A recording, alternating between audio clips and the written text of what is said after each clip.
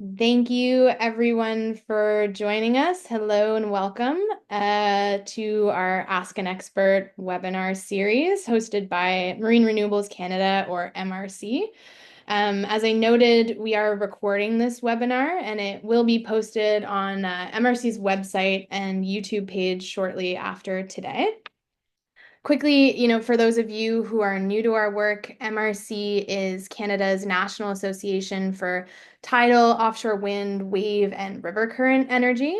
We launched this Ask an Expert webinar series in 2023 to tackle really Canadians' big questions about offshore wind as we start that industry here in Canada.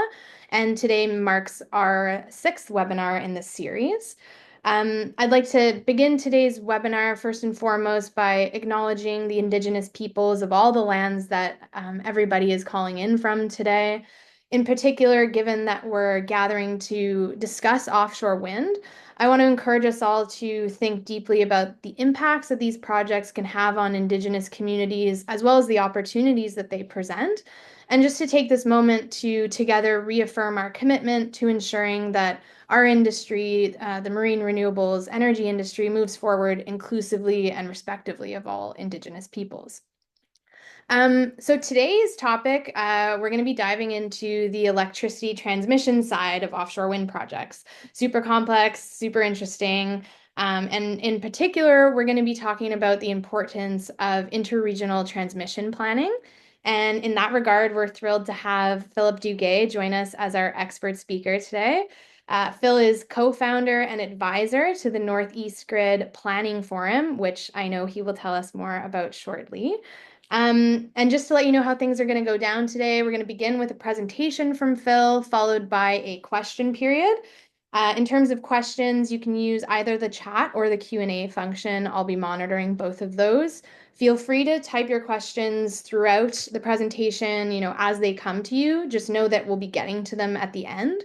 And really, please, ask as many questions as you want. We have Phil here with us.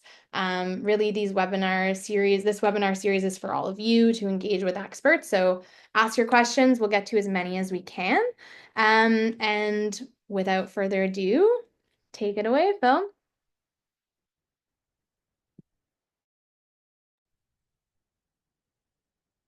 Thanks so much, Lisa, and thanks to everybody at MRC for putting this together. Also, thanks to my partners at Acadia Center and the folks from Energica for entrusting me to relay some sentiments to all you folks today. Thanks for coming. Can we see the PowerPoint okay? Just want to Yep. make sure. Yeah, we Good. can see it, Phil. Thanks. Awesome. So, just a disclaimer up front. I'm speaking today as an advisor to this nonprofit initiative. My viewpoints don't necessarily reflect Acadia Center Energica's viewpoints. Also, my viewpoints definitely do not reflect that of my company. So my day job, I work for Grid United. Grid United is a business located in Houston, Texas, and we build interregional power transmission projects across the continent. We specialize in HVDC, high voltage direct current technology. And our first project should go into construction later this year, Southline between Arizona and New Mexico. We've got four other projects on our company website, and we are working on a project between Canada and the United States in Vermont called Alliance Transmission. So tethering off of that statement, uh, I just want to say that this is kind of a fraught time for our two countries. I'm proudly wearing the Canadian and American flag on my lapel. I was born in Canada. I was raised in Connecticut. Sorry, I was born in Ontario, raised in Connecticut, educated in Halifax, actually, at Dalhousie University. I've spent the last 15 years basically working back and forth across the border for different groups to try and promote the continental build out of the grid.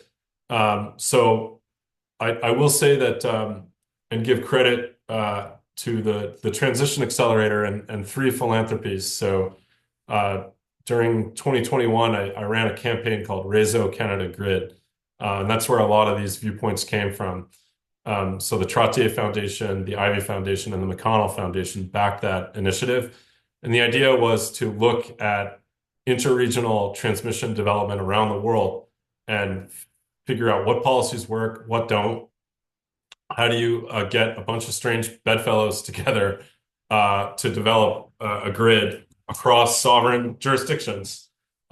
So these themes are, this kind of this field of policy, I should say, interregional transmission development, has really been kind of adrift between the provinces, but also between the provinces and states.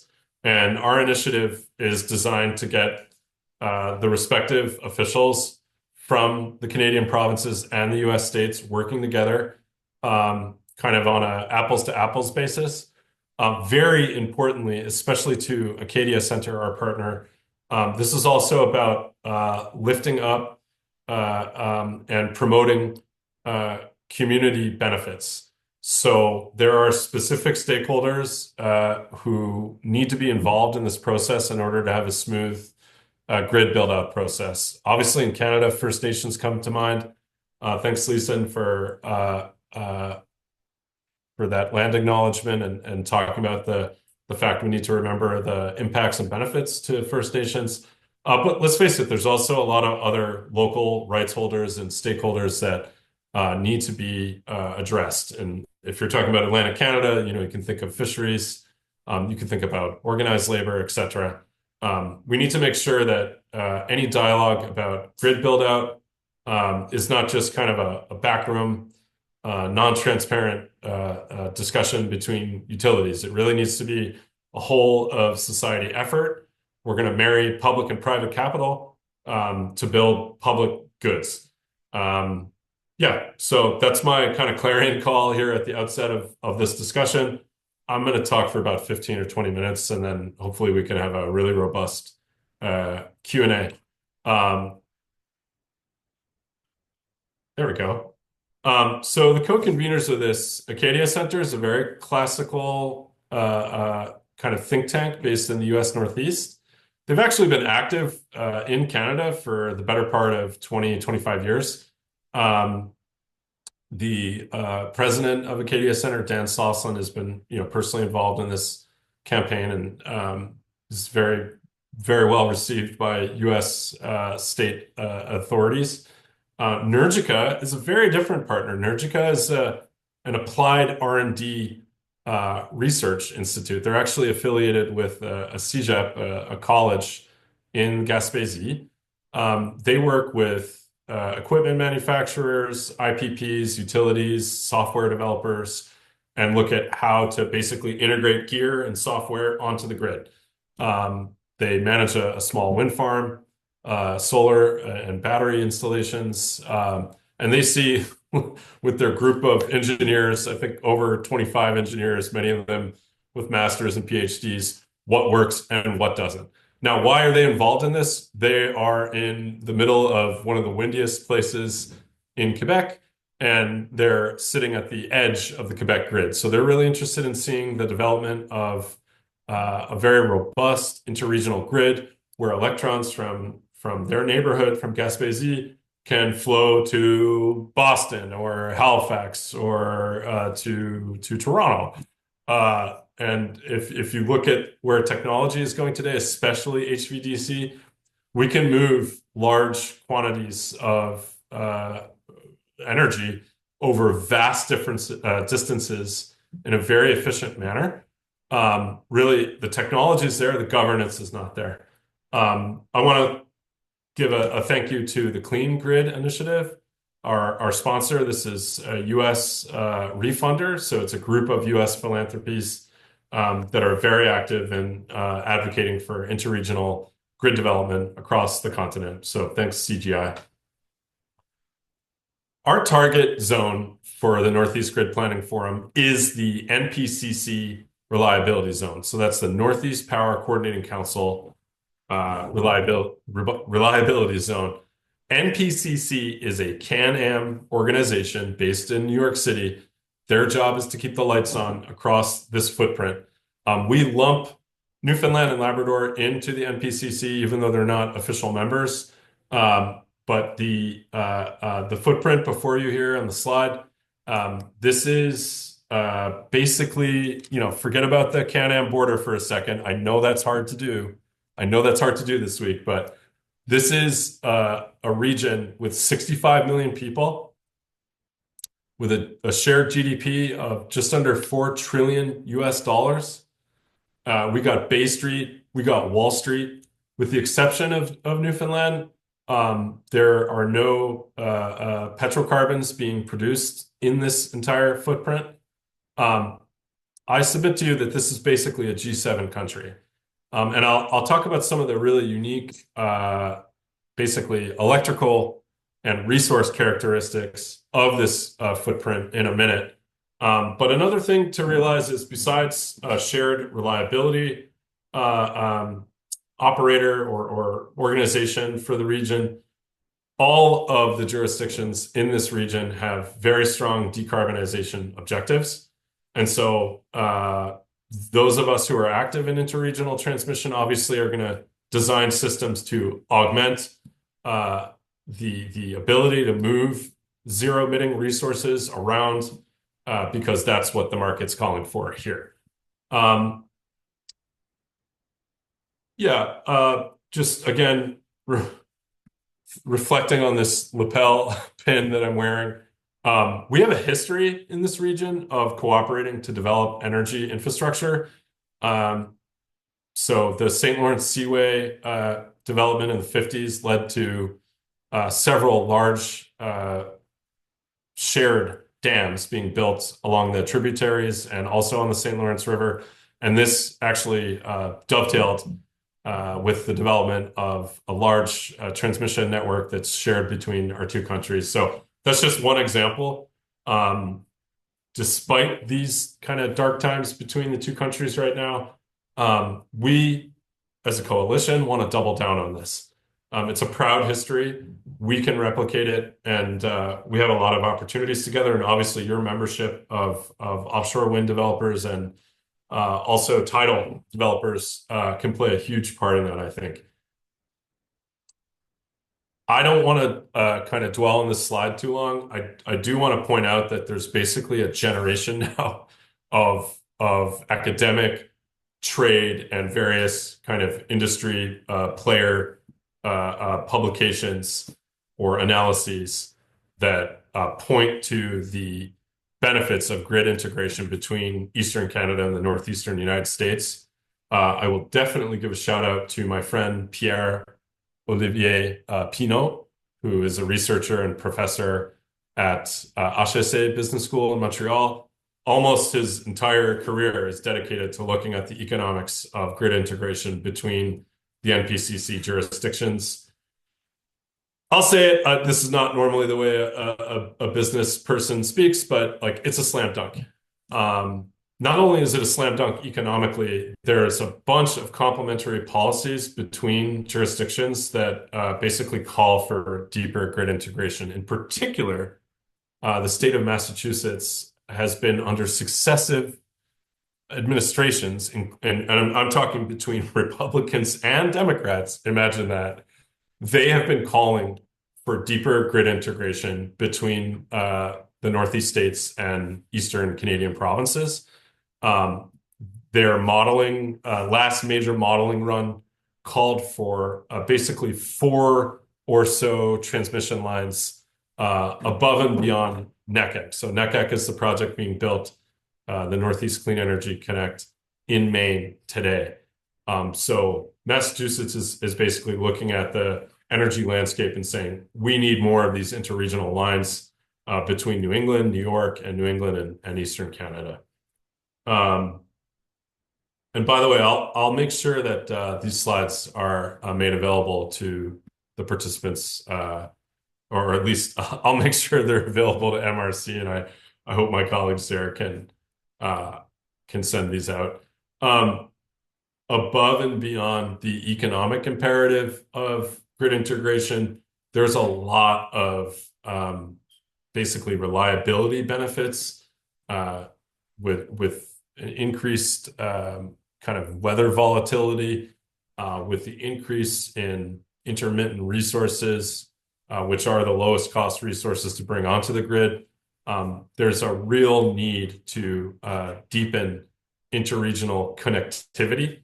Um, and so where that pushes us is on the worst day of the year, because of, either you have a lack of wind or a lack of renewable energy resource, or you have an unexpected service outage at either a plant or a transmission line. You're going to need to lean on your neighbors more often. We see this increasingly happen.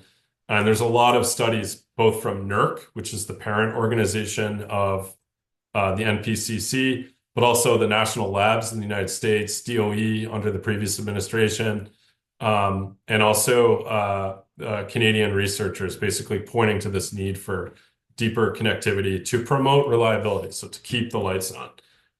Obviously, I just spoke about these cost imperatives. This might be a bit of or seen as a bit of a non sequitur, but greater interregional capacity actually also helps promote energy efficiency. Now, why do I say that? DSM, demand side management markets, actually can play a really important role in interregional trade. And so we see, if we just take for an example, Quebec, they have their 2035 action plan. They want to develop here in the province where I live and work 25 terawatt hours of demand side flexibility. That's not just to kind of keep the lights on here. That's because that'll help basically trade electrons between jurisdictions as well. So it's really important to align those DSM markets, and I can talk more about that in the Q&A. What's the opportunity here? I had a slide before we had all these really nice, clean slides that were put together by the NGPF partners. I had this kind of funky slide that showed all these disparate goals of the states and provinces and transmission or resources that they want to develop. And it really looks like a spaghetti, mess.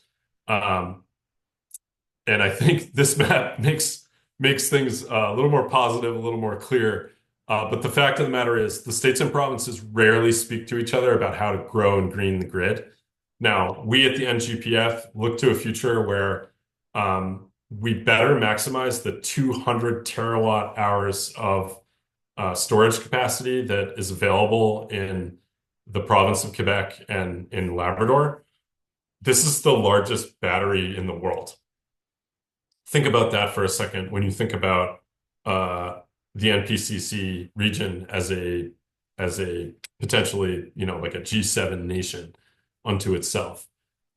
We have this resource here and we're not using it very well. If we marry that battery with the tremendous offshore wind potential and other intermittent renewable energy resources that we have, I'm talking about pump storage, I'm talking about tidal power, onshore wind, even solar. We've got a really powerful tool at our disposal, a decarbonization tool.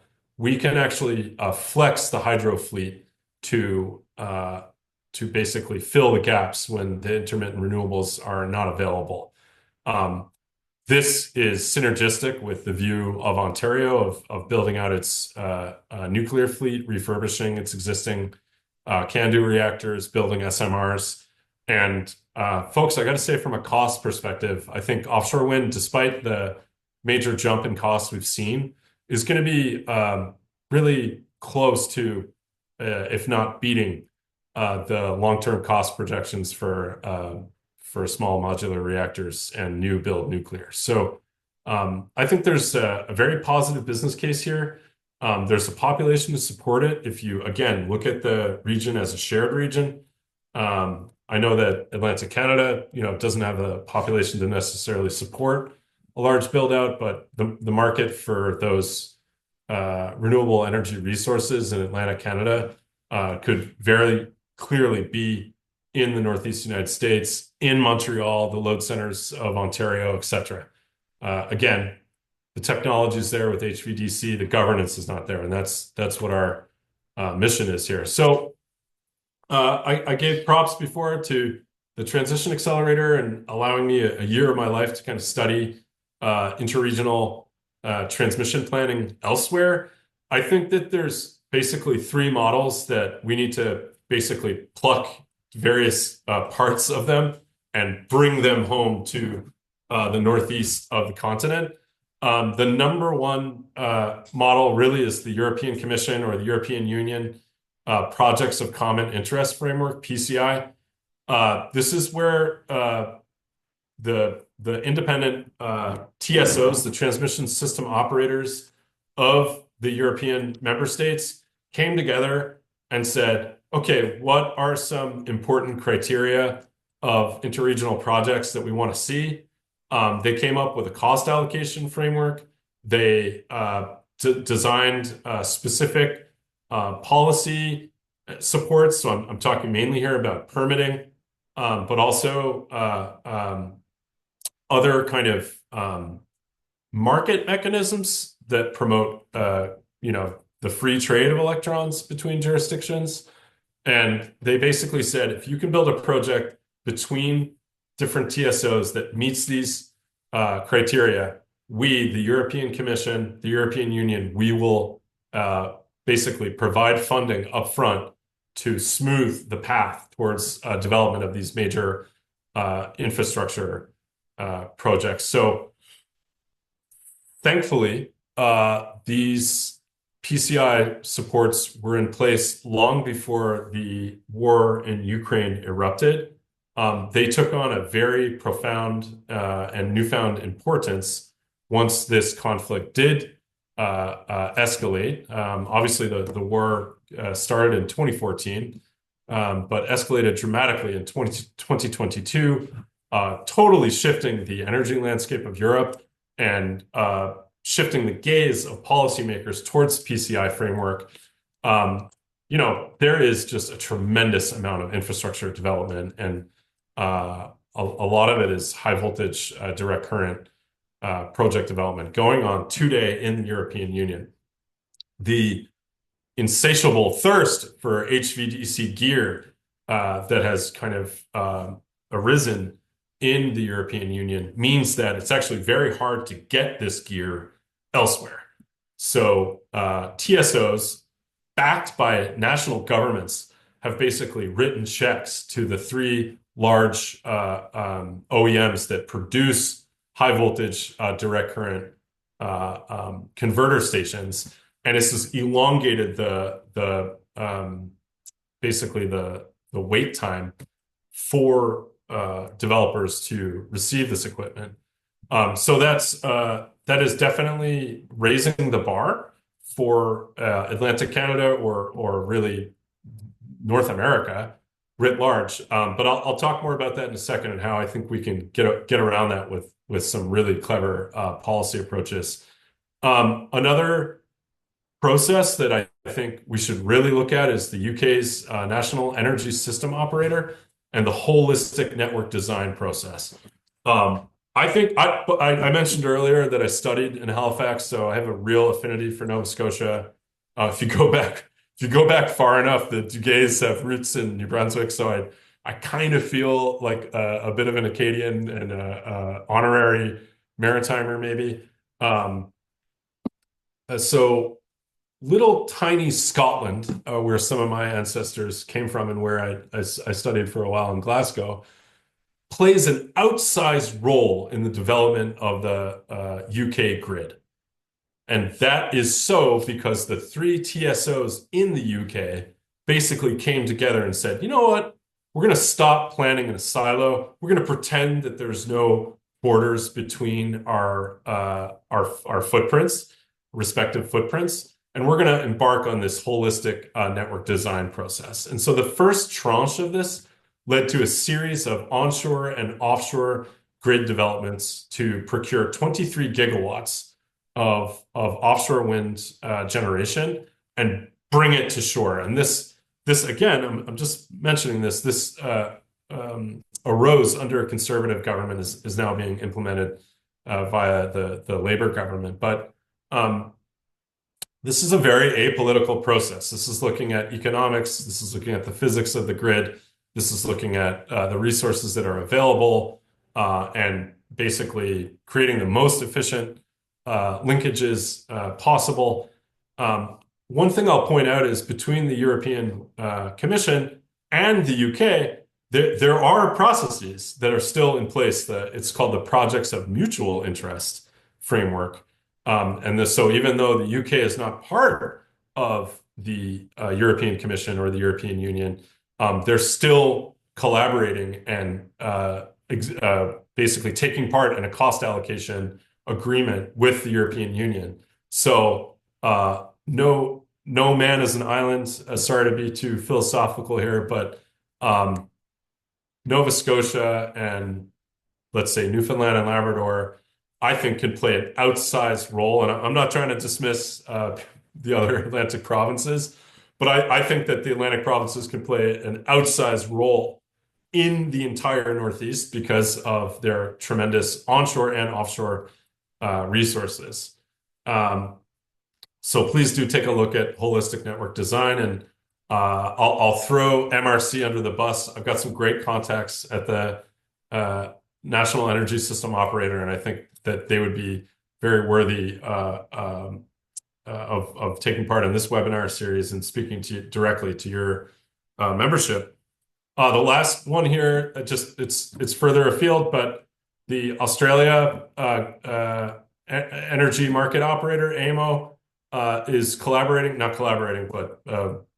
participating in a process called Rewiring the Nation per directives from the government of Australia. Why do I bring this one up? It's very similar to the above processes. So the sovereign states of Australia came together in 2009 and started laying the framework for an integrated market. I've been the beneficiary of a bunch of briefings from a gentleman who basically kickstarted that process. Drew Clark is his name, and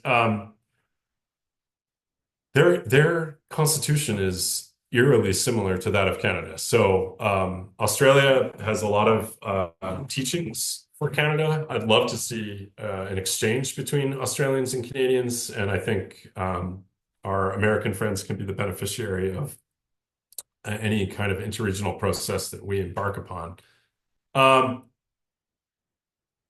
Let's take stock of what's going on around us. It's kind of hard sometimes to see the forest through the trees. In the last couple of years, there has been a new alliance of Northeast states. This is New England, New York, and then getting into Jersey. I believe there's actually 10 states now that are part of this coalition. It's called the Northeast States Collaborative.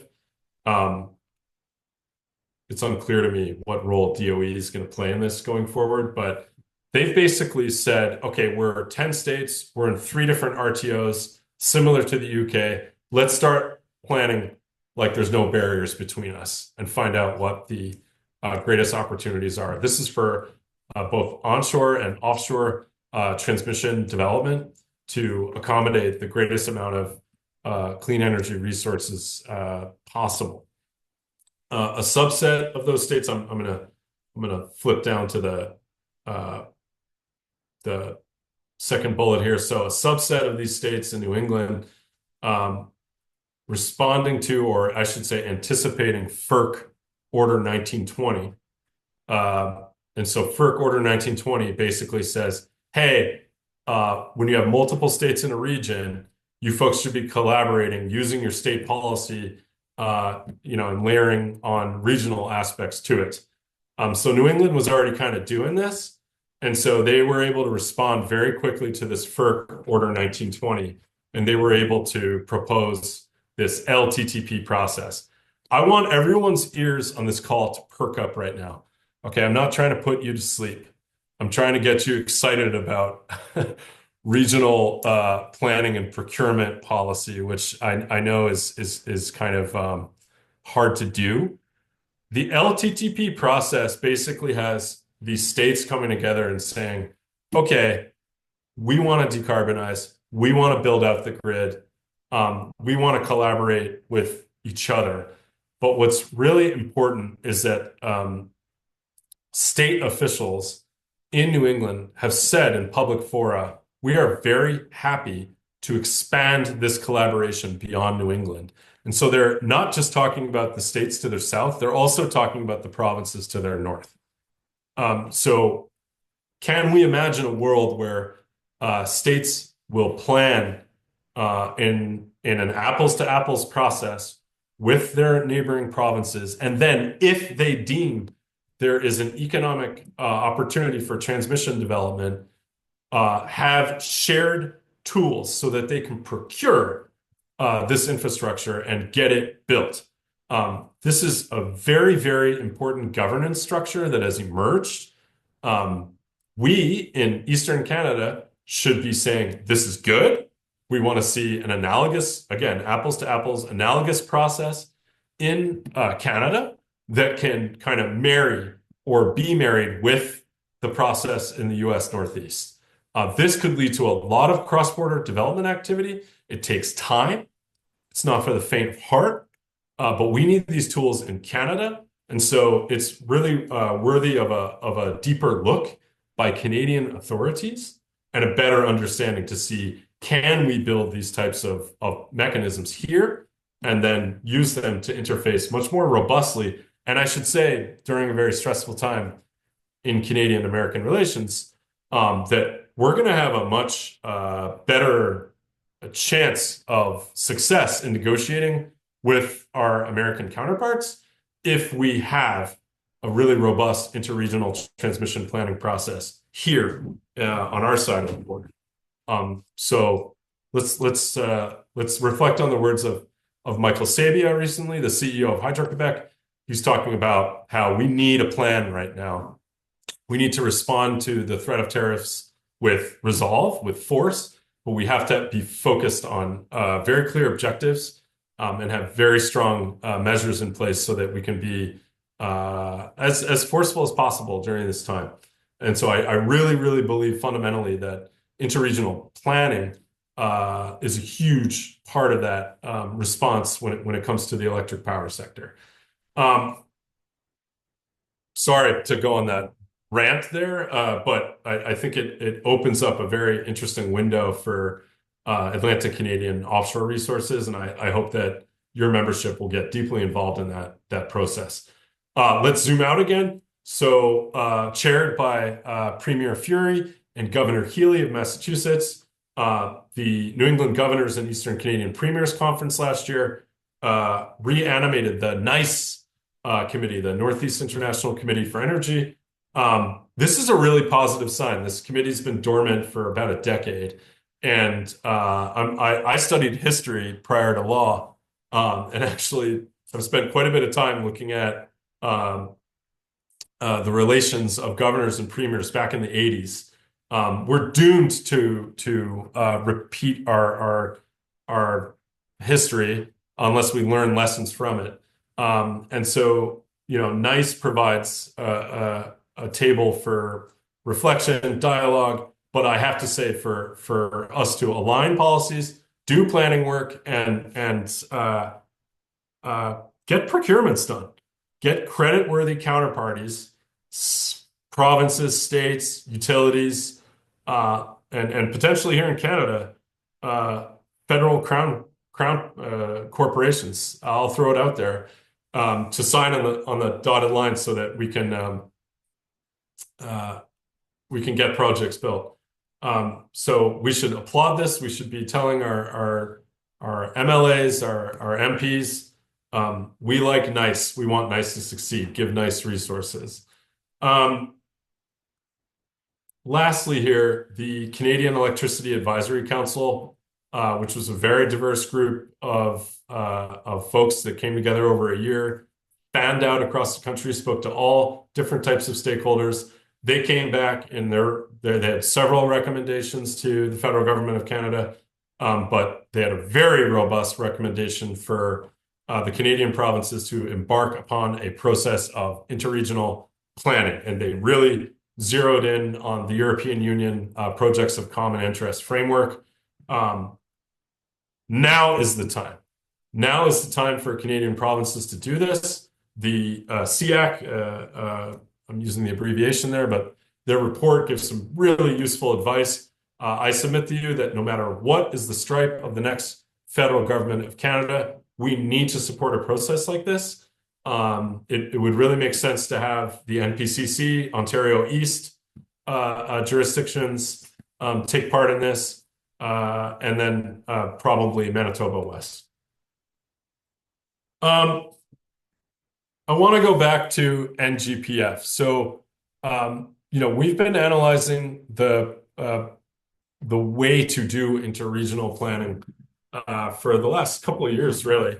And so we've come out with a four-pronged strategy.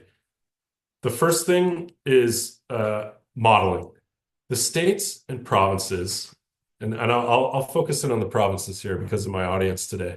The provinces, with the exception of Net Zero Atlantic, I'll give them serious credit, they don't model together. So they don't have a shared set of facts and data in front of them to engender an arena where they can actually have a conversation about grid build out. This is like driving down the highway at night on a dark, wintry road and not having your brights on, okay? The modeling work that we'd like to do is like flicking on the brights. And all of a sudden, you can see the contours of the road, the dangers in front of you, where the road is going. I think that's a useful metaphor. So our number one objective right now at Northeast Grid Planning Forum is to give the provinces and states of the NPCC a modeling tool. And so we've engaged with all of the governments of the Canadian American Northeast. We have letters of support from several of them and are keyed up to get several more. And so working with our colleagues from the Energy Modeling Hub and folks from the Zero Lab at Princeton University, as well as a European outfit called the Open Energy Transition, we're really hoping to launch this modeling offer this year in 2025 to the provinces and states. This is not an academic process, okay? This is a model to drive three future processes. So the second, the first thing is modeling. The second thing that we need to do is planning. So that's a basic mapping of where is load, where are the resources, where are the vital corridors, the most natural corridors to move resources to, and for that matter, to build transmission. In the U.S. Northeast in particular, it's a tall order, and frankly, offshore wind and offshore transmission via HVDC emerges as a really, really strong leader or leading kind of corridor to move power. Number three, we need shared procurement mechanisms. So LTTP, lays out kind of how that could work. We in Canada need to analyze that, figure out what works for us, and then see if we can marry that with our US neighbors. Number four, and this is something that kind of scares a lot of people, we need to do effectively market integration. Now, what does that mean? It really means tariff alignment. We have pancaked tariffs between states and provinces, so we really need to work on how to engender more dynamic and kind of, I'll say, free trade of electrons between jurisdictions. The way that the NGPF is configured is we'll have this interregional planning roundtable for the states and provinces.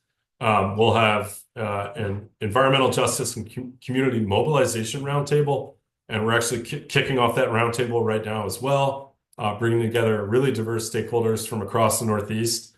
to look at community benefits. Okay, so if we're going to have major project development across a broad footprint and really do that in an accelerated way, we need communities to benefit from the infrastructure so that they can point at it and say, this is creating jobs, this is bringing benefits to my communities, to my community, and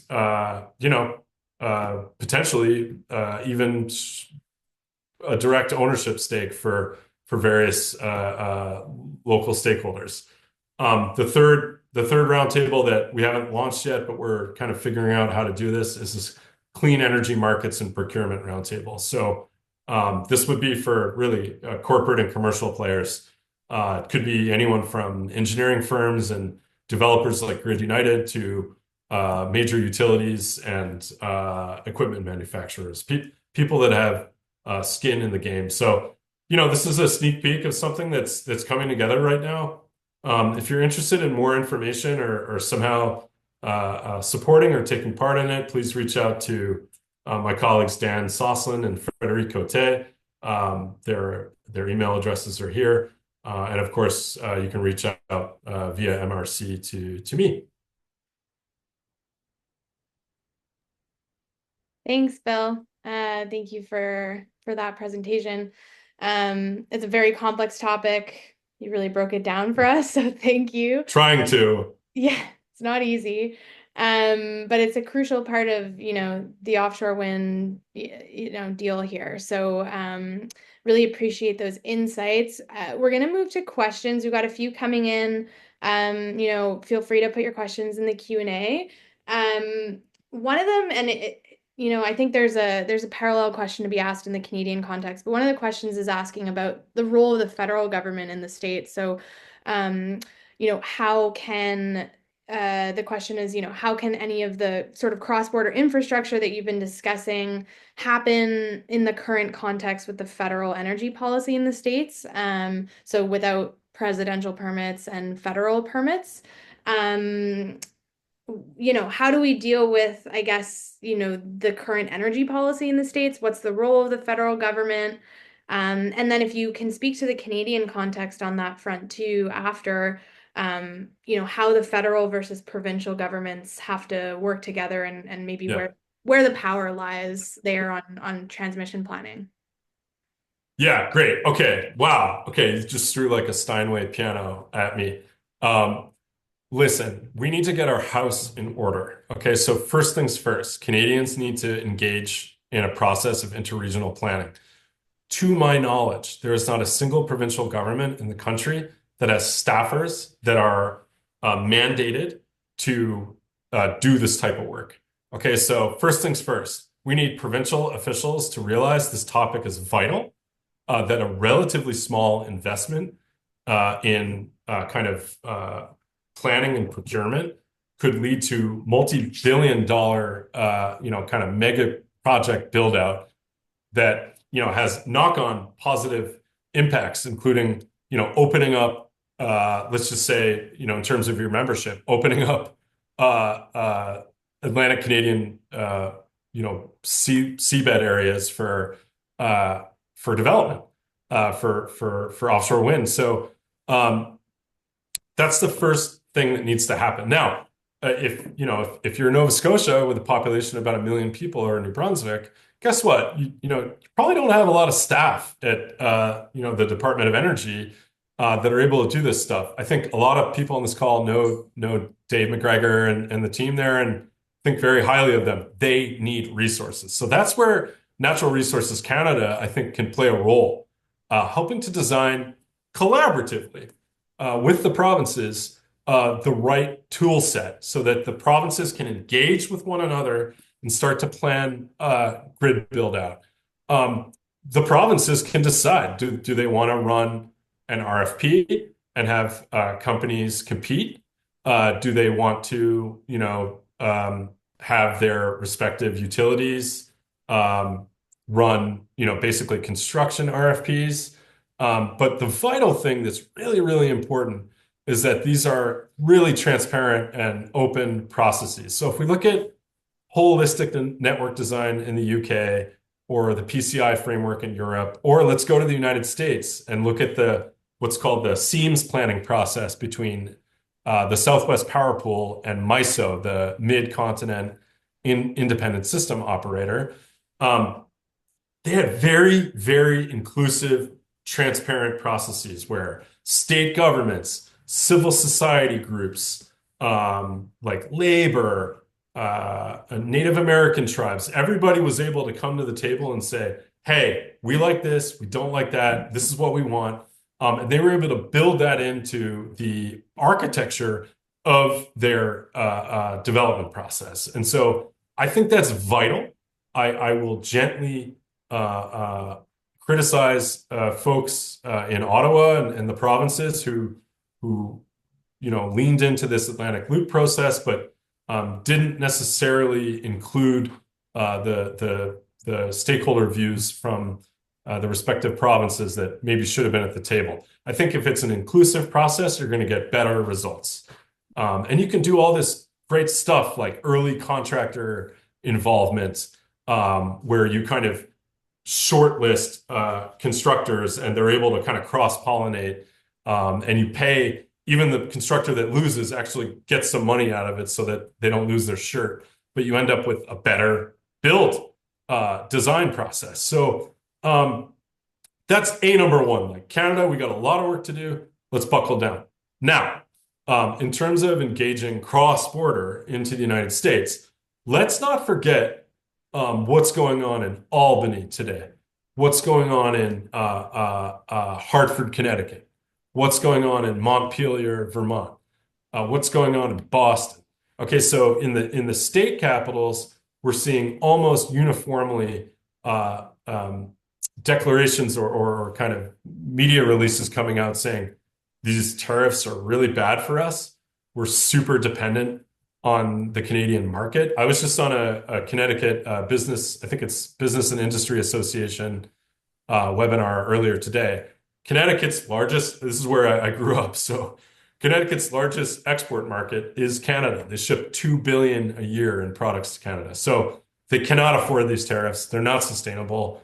The state leaders in these state capitals, they're basically coming out and saying, we don't like this. We want to keep collaborating with our Canadian neighbors. I think we should not lose focus on the horizon. Yes, there are some federal permits required, or maybe even NEPA process. NEPA is the federal permitting process in the United States. But like this too shall pass. I'm trying to lean on the gray hairs that I've developed in the last few years and impart this wisdom. This too shall pass. We need to have a ground game. Successive governments in Australia basically ignored the need for interregional transmission. And when Prime Minister Albanese came in the past election, his government absolutely supercharged the transmission build-out process in Australia. So we will have that moment. The stars will align. The grids are screaming out at each other, electrically speaking. So I'm talking about the physics and economics of the grid compel us to co-develop assets together.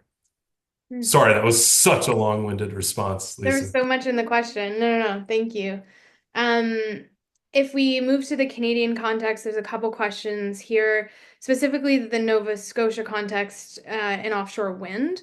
And this is, part of the reason that we wanted you to speak on this issue is because there's a bit of a demand issue, let's say, Sure. in developing offshore wind off of the coast of Nova Scotia. They're going to need to look at more markets than just the local provincial grid there. And one of the attendees is asking sort of about these different options that exist. So we've got, Quebec, Ontario, some major demand there, as well as the New England ISO. So can you weigh in on these options at all, from an interregional transmission planning perspective? What are the probabilities of some of these markets emerging? And, how do you see those different markets for offshore wind coming out of Nova Scotia in particular? Yeah. Great question. I think, again, it all comes down to spreading the risk and benefits of offshore wind across multiple jurisdictions. So you need, I'll call them multilateral procurement processes.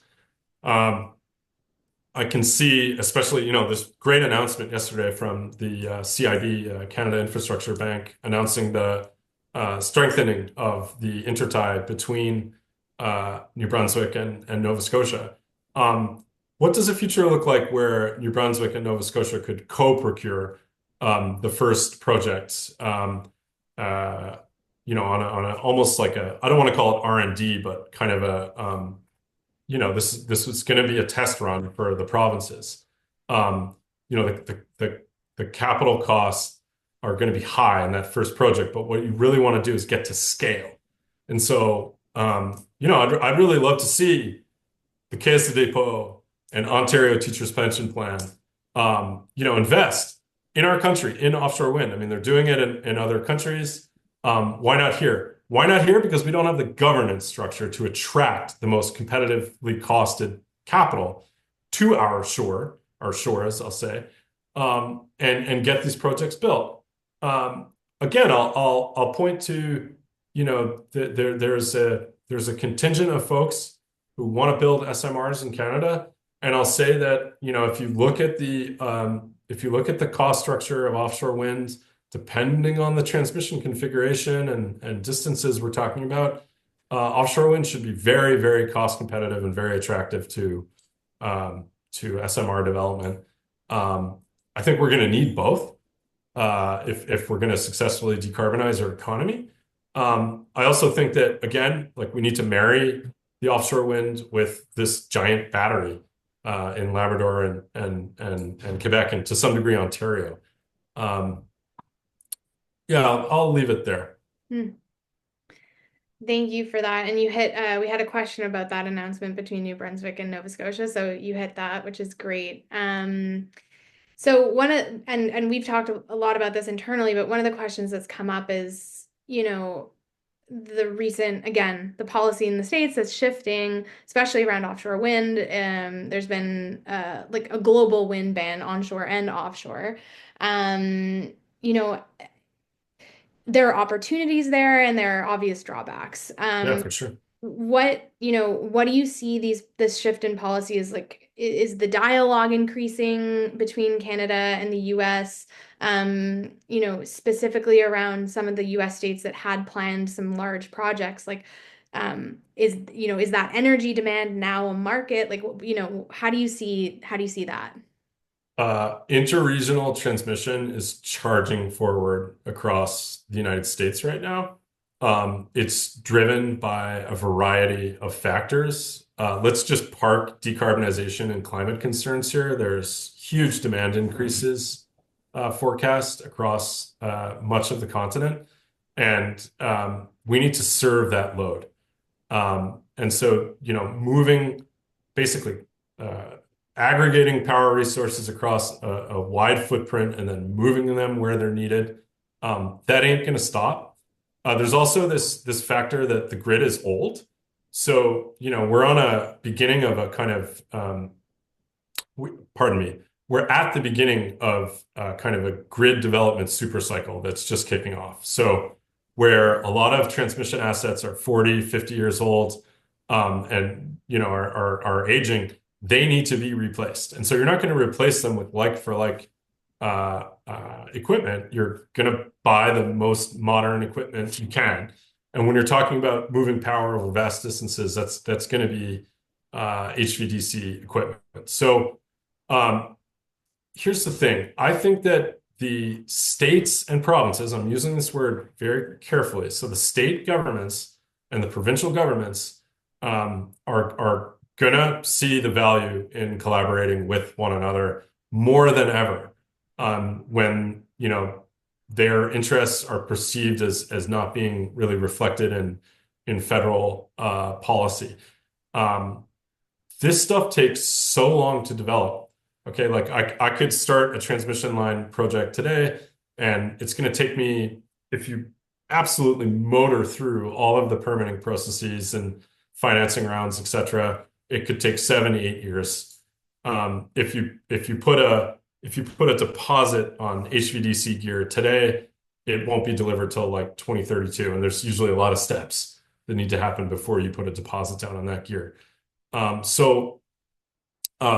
yeah, the way to get around that is sound governance, good policy, good procurement frameworks. And those, by the way, those pension systems, those OEMs that make this equipment, they're very happy to engage with provincial governments on what a procurement framework should look like in order to be attractive and capture their attention and onshore as much of the supply chain as possible so that it's produced in, let's say, Eastern Canada. Hmm. Okay. Yeah, that's helpful. And we did have some questions about timelines too. And I mean, it sounds to me that grid planning and the development of offshore wind, they need to be happening now and at the same time because there are lead times on the project front too. So there's a real opportunity now. And I know everybody likes to say that, but it really does feel like that in terms of where we're at in Canada with this industry. There can be no delay. I think everyone assembled on this call, if you believe in this mission of developing a robust offshore wind sector, and I'll always give a shout out to your members that are working in tidal power, which is just an amazing resource that we need to figure out as a nation. Um, Go to your MLAs, go to the provincial politicians in cabinet and opposition, and tell them you want NICE, the Northeast International Committee on Energy, to have all the resources that it needs. It's vital. It's absolutely vital for our country to develop these policy tools and procurement tools and put them to work as quickly as possible. The first tranche of offshore wind for Atlantic Canada might be a relatively small project by global standards. But what we're doing there is we're keeping our eyes on the horizon and developing an industry, a sector that plays to our natural strengths, helps us develop our ports. Frankly, I'll be as someone who lived in Western Canada, bring home folks that are working in the oil sands, whose grandparents, worked on the sea. And bring them home and put them work back in the ports and offshore. Yeah, I mean that's a good segue. I think this will probably end up being our last question, but especially given let's say the uncertainty in the US, we'll just kind of Yep. blanket it all in there. In your view, is there an opportunity, is there a path to Canada developing its offshore wind resources based on largely, let's say, a Canadian market? We talked about Ontario, we talked about Quebec. There's some like huge demand in those provinces. But developing the Canadian grid, building up local demand load, how do you see that sort of, let's say, purely Canadian offshore wind market shaping up from your perspective? I think that folks in Atlantic Canada should pay a lot of attention to Hydro-Quebec and to Michael Sabia. I think he's been a voice of reason during this time. He gave a speech to the Canadian Club, or Le Cercle Canadien, on 19th of February. And he very clearly said during the Q&A that he'd like to see Hydro-Quebec basically prioritize east-west connections. If I'm sitting in Halifax or Nova Scotia or Newfoundland and I want to build onshore or offshore wind or tidal power, I'd be thinking about that vision for an east-west grid in our country. It's going to be hard. We're going to weather a storm no matter what happens today or tomorrow, no matter what Howard Lutnick said earlier today, the Commerce Secretary in the United States. But we need to, and by the way, we're going to see consolidation in our sector. I think it's just going to happen. But these policy structures, like they're vital. We need to put them in place. We need to support them.